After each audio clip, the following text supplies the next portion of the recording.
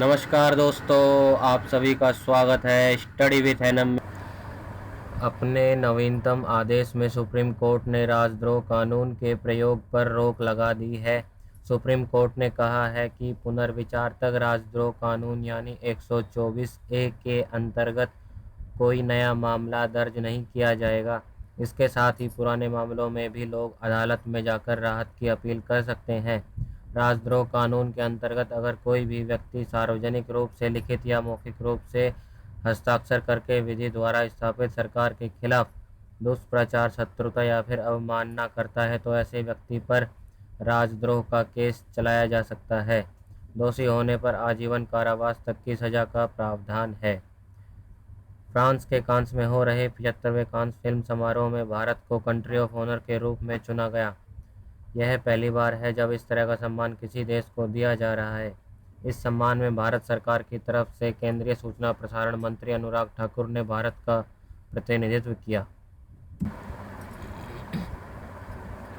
Drugs controller general of India के द्वारा 26 अप्रैल 2022 को 6 से 12 आयु वर्ग के बच्चों के लिए भारत बायोटेक के द्वारा निर्मित कोरोना वैक्सीन को आपातकालीन स्थिति में प्रयोग करने की इजाज़त दे दी है।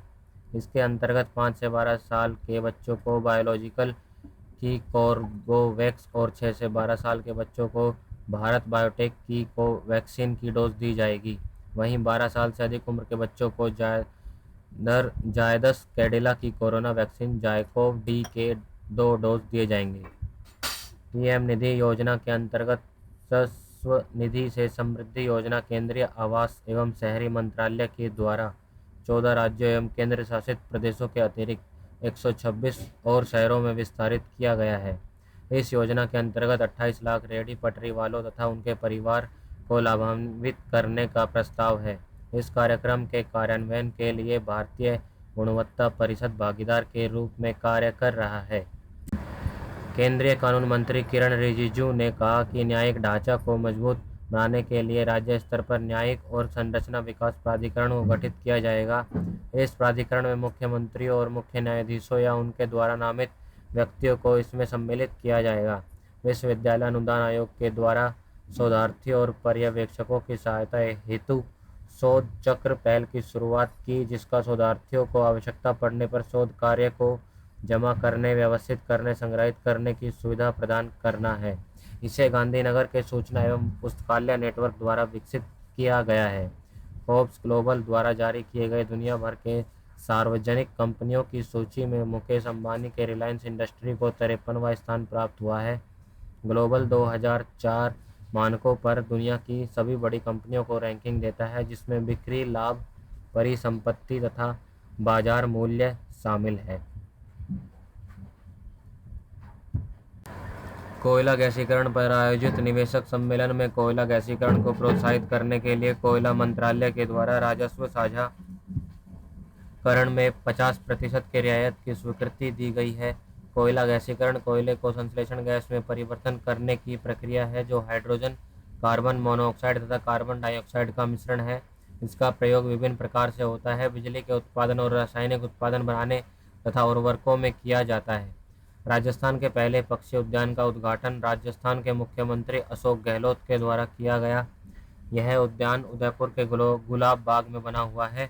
यह पक्षी उद्यान लगभग 350 हेक्टेयर के क्षेत्र में फैला हुआ है। इसके साथ ही मुख्यमंत्री के द्वारा उदयपुर जिले में पैंथर की संख्या को देखते हुए उनके संरक्षण के लिए पैंथर रेस्क्यू सेंटर स्थापित करने की घोषणा की है।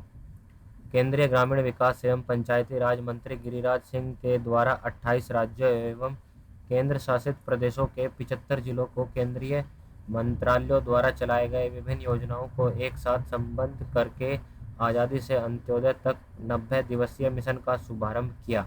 आज़ादी के अमृत महोत्सव के उपलक्ष्य में चलाए गए इस मिशन में उन जिलों की पहचान की गई जो 99 स्वतंत्रता सेनानियों के जन्म स्थान के साथ जोड़ा गया है, जिन्होंने स्वतंत्रता के लिए अपने संघर्ष के दौरान अपने प्राणों की आहुति दी।